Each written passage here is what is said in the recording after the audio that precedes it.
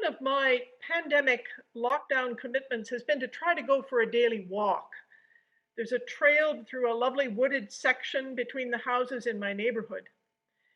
And early in the pandemic, I knew I needed fresh air and I needed to connect with the natural world that continued its processes of life and renewal regardless of the ups and downs of the pandemic.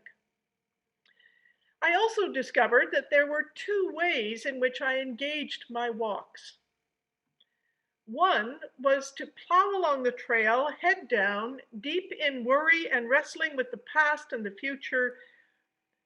And the other was to take a deep breath, look up, and be in the moment, to see what was around me, to hear the sounds of water dripping, birds singing, crackling twigs or crunching snow, to see the signs of encouragement left by neighbors on painted rocks or popsicle stick birdhouses decorated and hung on trees, to be aware of how much more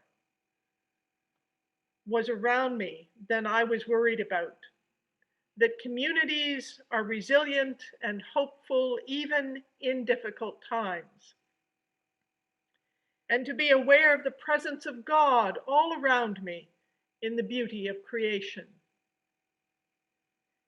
It is that attitude of wonder and awareness that is essential to the story of the wise men visiting Joseph and Mary and the babe.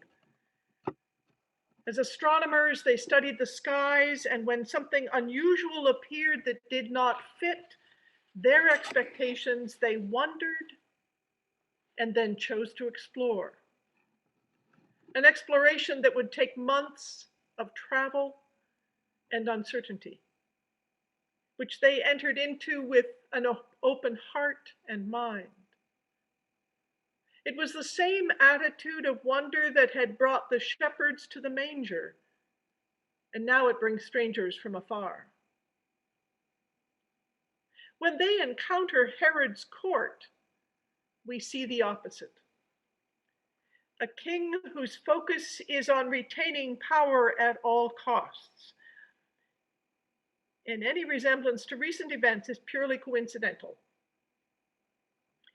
Despite his words, there is little wonder or openness in his attitude.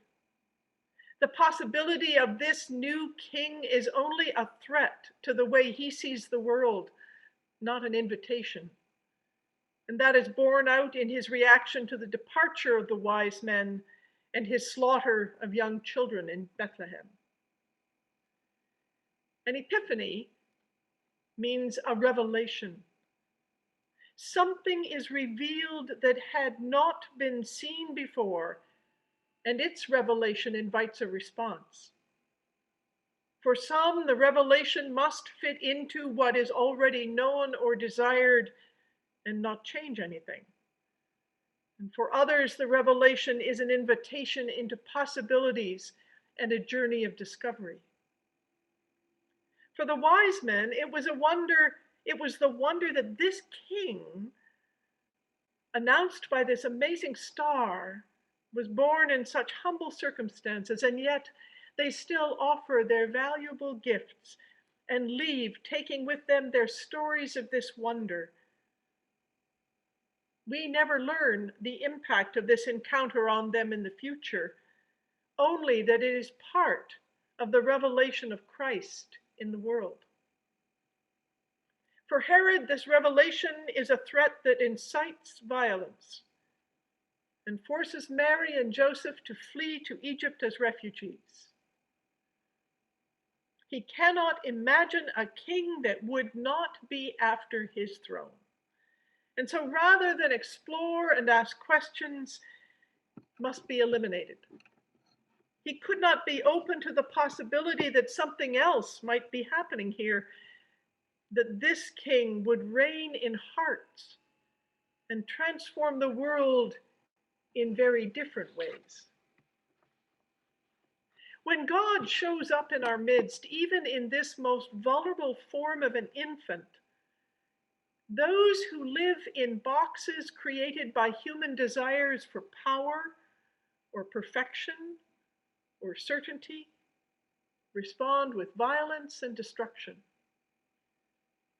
Those like the wise men and Mary and Joseph, who are open to wonder and to the possibility of God's presence, meet an angel and say yes,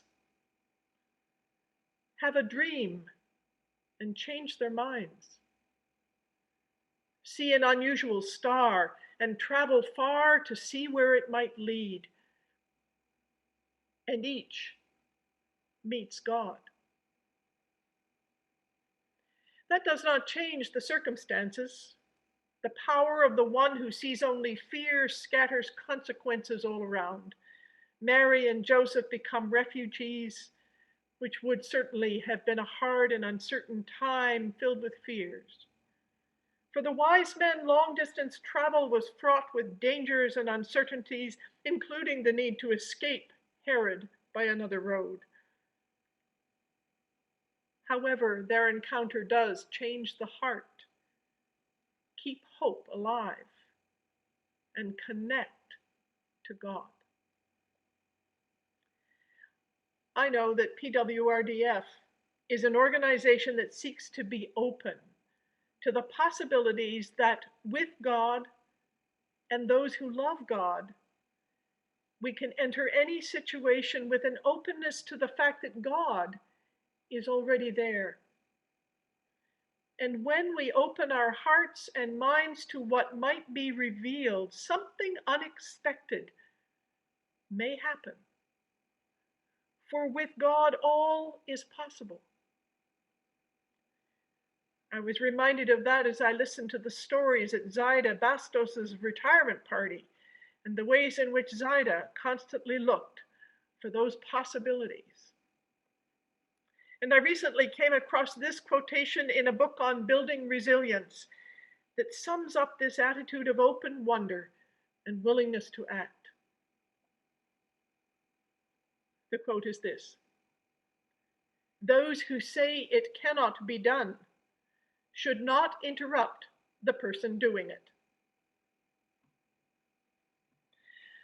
And so my prayer is that we, with Mary and Joseph and the wise men, might keep our eyes open with wonder